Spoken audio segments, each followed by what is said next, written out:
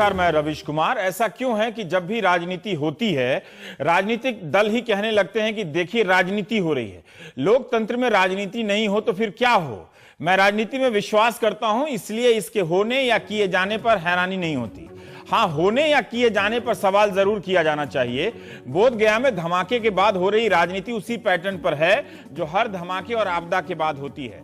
इस तस्वीर में जो आपके स्क्रीन पर है, आप सुशील कुमार मोदी और नंदकिशोर यादव को 24 घंटे के अनशन पर बैठे देख रहे हैं। इस अनशन के बैनर पर लिखा है कि बगहा, फारबिसगंज, मधुबनी और जयनगर गोलीकांड के परिजनों को मुआवजा, नौकरी न देने, उत्तराखंड के हिंदू तीर्थयात्रियों की मदद की आपराधिक उपेक्षा तथा बोध गया पर आतंकी हमले को रोकने में सरकार की असफलता के विरोध में सुशील मोदी का 24 घंटे का अनशन। 24 घंटे के अनशन में 2011 से लेकर जुलाई 2013 तक के मुद्दे समेट लिए गए।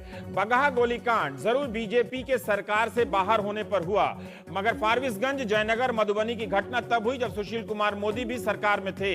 इसका मतलब नहीं कि वे उन दिनों के मसलों पर अब इन दिनों में विरोध नहीं कर सकते। लेकिन जब सुशील कुमार मोदी यह कहते हैं कि कानून व्यवस्था नीतीश के पास है और जब कोई मंत्री खराब होने की शिकायत करता था तो मुख्यमंत्री डांट डांट कर चुप करा देते थे, तो क्या यह राजनीति नहीं है? यह कल का बयान है उनका। सहयोगी और साथ की बात भी कर रहे हैं और अनशन और बंद का आयोजन भी। इस पर यह बयान भी कि यह राजनीति का मौका नहीं है। 8 जुलाई को सुशील मोदी का बयान है कि केंद्र और राज्य सरकार विफलता की जिम्मेदारी से बच नहीं सकते। आतंकवाद से लड़ाई के मौके पर हम पूरी तरह से सरकार के साथ हैं। इस समय राजनीति नहीं होनी चाहिए, मगर कोई अपनी जिम्मेवारी से बच भी नहीं सकता। इसी दिन बीजेपी और आरजेडी ने बिहार की जगह मगध प्रमंडल यानी 10-12 जिलों के बंद का आह्वान किया था। आज गया पहुंचे राजनाथ सिंह ने जिम्मेदार विपक्ष के तौर पर निंदा की और कहा कि सरकार को आतंकवाद से निपटने के लिए विस्तृत योजना बनाने की जरूरत है। लेकिन इसके बाद राजनाथ सिंह इशरत जहां मामले में आईबी और सीबीआई की खींचतान के मसले को बोध गया की घटना के बीच ले आए और कहा कि आज जैसे कांग्रेस ने आईबी और सीबीआई दोनों को एक दूसरे के सामने लाकर खड़ा कर दिया है, तो केवल इस कारण हुआ है क्योंकि इस प्रकार की संस्थाओं का यूपीए गवर्नमेंट के द्वारा मिसयूज किया जाता है। ट्विटर पर बाताबाती ना हो तो पॉलिटिक्स क्या हुई। दिग्विजय सिंह का ट्वीट आने लगा कि घटना के 2 घंटे के भीतर रविशंकर प्रसाद और राजीव प्रताप रूडी को कैसे मालूम हो गया कि खुफिया इनपुट क्या क्या थी, जबकि यह सही है कि खुफिया जानकारी के आधार पर मीडिया इन सब बातों को रिपोर्ट करने लगा था घटना के 1-2 घंटे के बाद से ही। उसी वक्त बिहार और केंद्र सरकार भी स्वीकार करने लगे कि बात सही है। दिग्विजय सिंह का बयान आगे बढ़ते हुए मोदी तक पहुंचता है और कहते हैं कि मोदी जी बीजेपी कार्यकर्ताओं को कहते हैं कि नीतीश कुमार को सबक सिखाना है और दूसरे ही दिन महाबोधि मंदिर में ब्लास्ट हो जाता है। वे कह रहे हैं कि मैंने ये पूछा था कि इसका कोई संयोग है क्या, मैंने कुछ कहा नहीं था। इसके बाद मैंने ये कहा कि मुझे नहीं मालूम, इसलिए इन्वेस्टिगेटिव एजेंसी को काम करने का मौका देना चाहिए, ये मेरी हाथ जोड़कर प्रार्थना है। दोनों बात कह रहे हैं। दिग्विजय ने यह भी कहा कि भाजपा ने यह भी कह दिया कि म्यांमार या बर्मा की घटना के कारण इसमें मुसलमान हो सकते हैं। रविशंकर प्रसाद का बयान जो गूगल से मिला उसमें खुफिया इनपुट की जानकारी की बात थी, मगर मुसलमान शब्द का जिक्र नहीं था। हाँ, उन्होंने जरूर कहा कि खुफिया जानकारी है कि म्यांमार में हुई हिंसा के संदर्भ में आतंकी हमला हो सकता है। दिग्विजय की एक बात मुझे कुछ हद तक ठीक लगी कि अक्सर ऐसे मौके पर मीडिया धड़ाधड़ खुफिया सूत्रों के आधार पर रिपोर्ट करने लगता है। इंडियन मुजाहिदीन से लेकर तमाम बातें तक जांच होने से पहले सीमा पार से लेकर मजहब तक का खाका खींच दिया जाता है। समझौता से लेकर मक्का मस्जिद धमाके में आप ऐसी खुफिया जानकारियों को बदलते पलटते देख चुके हैं। लेकिन क्या यह सरकार की नाकामी नहीं है कि सटीक खुफिया जानकारी होने के बाद भी चूक हुई? 2 जुलाई को बोध गया पुलिस और मंदिर अधिकारियों की बैठक के बाद भी 4 दिन बाद धमाके हो जाते हैं, तो इसका जवाब क्यों नहीं मांगा जाए? इस सवाल का जवाब तो बनता ही है कि दिल्ली से गया पहुंचने में एनआईए की टीम को 13 घंटे क्यों लग गए? क्या उन्हें बड़ा जहाज नहीं दिया जा सकता था? नीतीश कुमार कहते हैं कि ऐसी घटनाएं कहीं भी हो सकती हैं, इन्हें कोई रोकने का दावा नहीं कर सकता। क्या विपक्ष इससे संतुष्ट हो जाएगा? क्या वे खुद नीतीश कुमार ऐसे बयान से संतुष्ट हो जाते? नीतीश जब ये कहते हैं कि बीजेपी आरजेडी के साथ बंद कर रही है क्योंकि इनके बीच सीटों का तालमेल होने वाला है, क्या ये राजनीतिक बयान नहीं है? आतंकवाद एक राजनीतिक मसला है।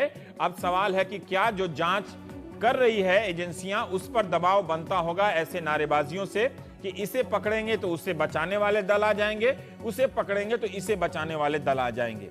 क्या यह राजनीति जांच को अभी से कोई रंग दे रही है और देती रही है। प्राइम टाइम में हम बात करेंगे। हमारे साथ अली अनवर अंसारी हैं, यहाँ स्टूडियो में। आप सांसद हैं जेडीयू के। वाईपी सिंह साहब हैं, पूर्व आईपीएस अधिकारी हैं। और सिद्धार्थनाथ सिंह युवा नेता है भारतीय जनता पार्टी के। संजय निरुपम हैं, कांग्रेस पार्टी के सांसद हैं और प्रवक्ता हैं।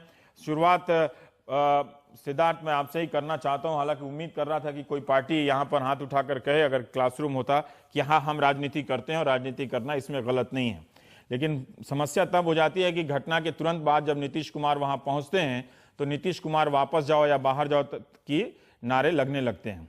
मैं ये जानना चाहता हूं कि क्या आप लोगों को भी एक जिम्मेदार विपक्ष के नाते अलटते पलटते, आपने पूर्व में भी देखा है कि खुफिया जानकारियों को, ठीक है कि उस पर सरकार की जिम्मेदारी बनती है, क्या आप लोगों को भी सिद्धार्थ एक जिम्मेदार विपक्ष के नाते इन जानकारियों को संदेह से नहीं देखा जाना चाहिए था?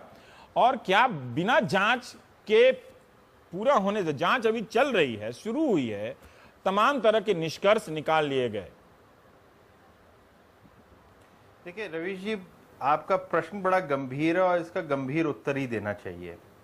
जहां तक की बात है आतंकवाद की और आतंकवाद की लड़ाई है, तो देश से एक स्वर ही उठना चाहिए, उस पर राजनीति नहीं होनी चाहिए। ये सब चीज जो आप कह रहे हैं या हम कहेंगे आपके चैनल पे या अलग से भी कहेंगे, ये होना चाहिए।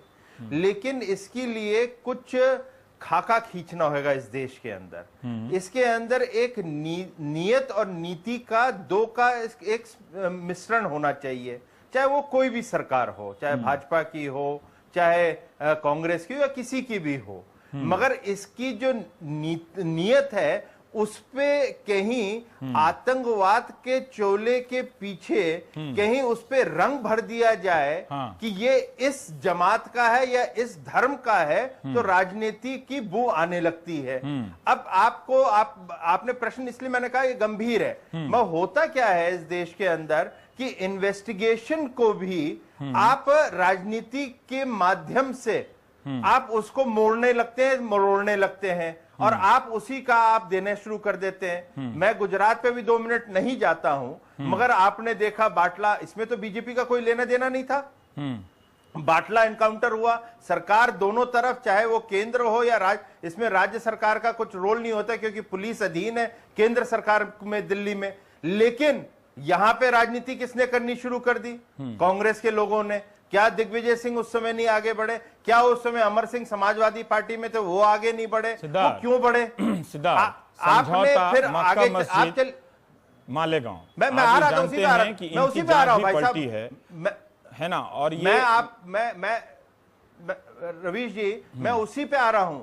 मक्का मस्जिद हुआ, इन्वेस्टिगेशन एसआईटी महाराष्ट्र ने शुरू करा, हैदराबाद में, आंध्र प्रदेश में सरकार किसकी? दोनों लोगों ने किसने रिपोर्ट दी कि इस पे आईएम है या हुजी है?